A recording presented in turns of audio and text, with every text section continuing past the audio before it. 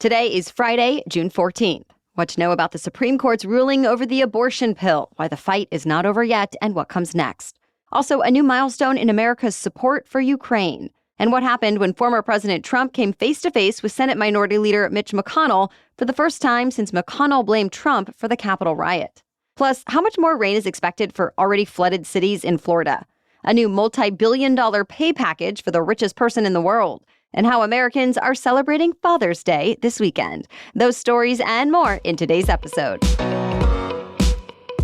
Welcome to The Newsworthy. All the day's news in around 10 minutes. Fast, fair, fun, and on the go. I'm Erica Mandy. Thanks so much for being here. You ready? Let's do this. In a unanimous decision, the U.S. Supreme Court has rejected the effort to restrict access to what's known as the abortion pill. In other words, the most common method American women use to end pregnancies, called mifepristone, will still be widely available, at least for now. This was the first major abortion issue to come before the High Court since the decision to overturn Roe v. Wade in 2022. The court's opinion essentially said the group of anti-abortion doctors and organizations who brought this to court did not have standing to sue since they weren't actually harmed by the drug. But abortion opponents are saying this fight is not over. And to be clear, this ruling does not really address whether the FDA followed the law when it updated rules about mifepristone. The AP reports about half of states allow full access to the so-called abortion pill right now, though statistics show people in restricted states have continued to be able to get the drug by mail. It's also worth noting this is not the last case involving abortion that the High Court will rule on this term. A separate case will decide whether federal law protects emergency abortions in states with strict bans. So stay tuned. The U.S. has found new ways to support Ukraine long-term as Russia's invasion continues with no end in sight. On the sidelines of the G7 summit this week, President Biden and Ukrainian President Zelensky signed a 10-year security agreement. It commits the U.S. to supplying Ukraine with a wide range of military assistance over the next decade, though Biden made it clear that does not include American troops on the ground in Ukraine. What it does do is support Ukraine's own war effort and its goal of joining the European Union and NATO. Ukraine's President Zelensky described the agreement as detailed and legally binding. But here in the U.S., if former President Trump wins in November, he could technically withdraw from the agreement. Still, Zelensky thanked the American people for what he said marks the strongest agreement between Ukraine and the U.S. since Ukraine's independence. The U.S. is not alone in supporting Ukraine. Hours earlier, the group of 7 major democracies announced a joint plan to tap into frozen Russian assets to give Ukraine $50 billion in extra funds. Former President Trump returned to Capitol Hill for the first time since the January 6th riots, and he got a warm welcome from Republican lawmakers, even those who have criticized him in the past. GOP senators presented the former president with a cake that had 2 sets of numbers on it, 45 and 47, referencing, of course, that Trump would be both the 45th and 47th president should he be elected again. Senate Minority Leader Mitch McConnell described it as a really positive meeting with a lot of standing ovations. So the two leaders have apparently made peace, even though McConnell once called Trump practically and morally responsible for January 6th, and Trump accused McConnell of, quote, killing the Republican Party through weakness and cowardice. Now McConnell is endorsing Trump for president. Earlier in the day, the former president sat down with Republican House members who sang happy birthday to him since he turned 78 today. Trump also sat down with a group of CEOs from some of the country's biggest employers, and he told them he would try to push the corporate tax rate down to 20% from 21%. Plus, the Trump campaign said the former president spoke about protecting Social Security and Medicare, securing the southern border, and more. But some Democrats were not happy with Trump being on Capitol Hill at all. Remember, Trump is facing federal charges for allegedly trying to overturn the results of the 2020 election. But for now, that case is on hold. The police force in America's 5th largest city is now facing criticism for discriminating against people of color and using excessive force. The U.S. Justice Department wrapped up a civil rights investigation into the Phoenix Police Department, and investigators found stark racial disparities in how officers enforce certain laws, even including low-level drug and traffic offenses. Now officials say it's possible the DOJ will pursue a court-enforced reform plan for the police department. Though a top police union official called the whole investigation a farce and warned that sort of plan would hurt officer morale. Either way, the mayor in Phoenix says city officials plan to meet later this month to get legal advice and discuss next steps. Florida is now bracing for even more rain as floodwaters keep rising. This is expected to be the fourth day in a row now of tropical downpours in the southern half of the state. Already, parts of the Miami area have gotten more than 20 inches of rain, which has flooded homes, businesses, and roads. Plus, ground stops had to be issued at busy airports yesterday. And it doesn't end here. Places like Miami, Fort Lauderdale, Naples, and West Palm Beach could get another 5 to 10 more inches before tomorrow morning. We have more news for you still ahead. But first, this episode is brought to you by CrunchLabs. CrunchLabs Build Box is a STEM subscription where your kids get a really fun build-it-yourself toy in the mail. I actually put one of them together with my 3-year-old son since he always loves to see how things work. So even though we had to do it as a team because he's still too young to do it on his own, we both loved this project together and had fun playing with the final creation at the end. Older kids can build this on their own, and parents, that will of course make your life easier as you get a little time to yourself to get things done or relax. In fact, this summer, Camp CrunchLabs is perfect for kids around 8 and older. It's a virtual summer camp where kids get 12 build-it-yourself toys with one shipped every week. It's going to get your kids thinking like little engineers and showing off their newly built toys to their friends. They also get access to exclusive videos and weekly challenges. So last year, more than 1 million people tuned in each week to watch camp and try their luck at these challenges. So get this limited Camp CrunchLabs subscription, and you get 2 boxes free, which is a $60 value. Simply go to crunchlabs.com/newsworthy to sign your kids up for Camp CrunchLabs today. Again, get 2 boxes free when you sign your kiddos up for Camp CrunchLabs at crunchlabs.com/newsworthy. Now back to the news. The U.S. Supreme Court made another ruling this week that we haven't mentioned yet, and in this one, it sided with Starbucks. The backstory?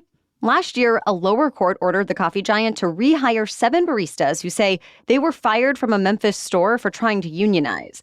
But Starbucks said they were actually let go for inviting a TV news crew into the store after hours, which violated company policy.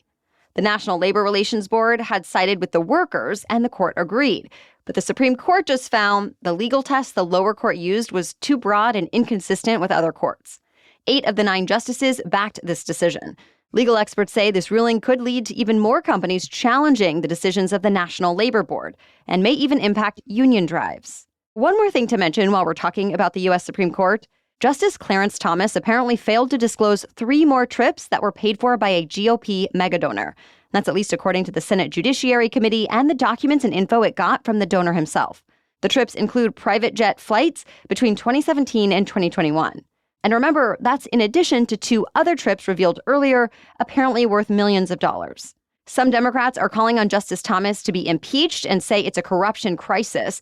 But Justice Thomas has said the trips fell under the personal hospitality exemption and were not required to be disclosed.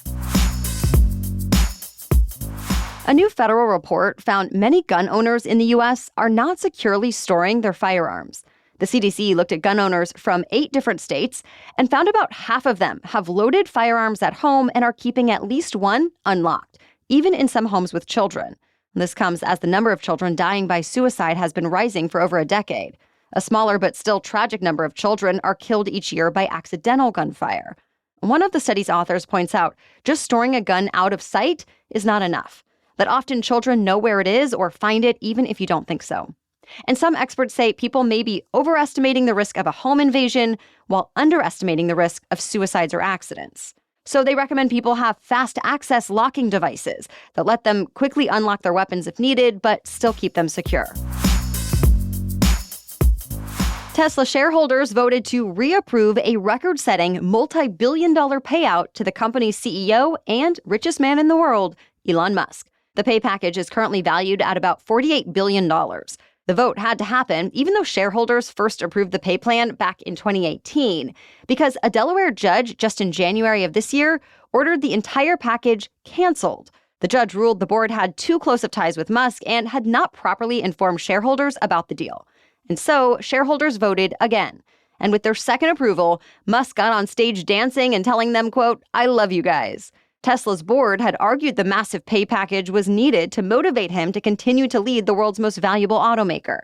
To be clear, the vote does not override the judge's decision, but Tesla lawyers can now more confidently challenge and try to reverse the ruling. Well, Americans have a couple of holidays worth celebrating. First off, today is Flag Day. It was on June 14th, 1777, when the Continental Congress first adopted the flag.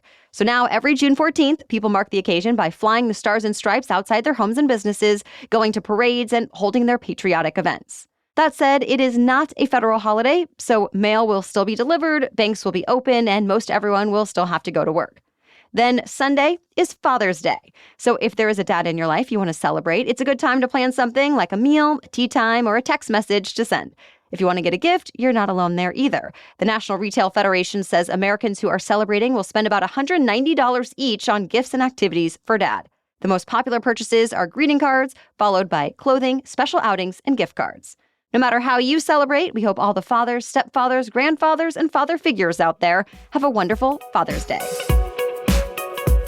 That's it for the main news today, so now it's time for Feel Good Friday, when we bring you one extra feel-good or positive news story before the weekend. But first, thanks to our sponsor, ZocDoc. I know I can't be my best at any other part of my life if I'm in pain or not feeling well. That's why I keep up with the annual doctor's appointments for myself and my family, and I seek out the right specialist if I'm having an unexpected issue.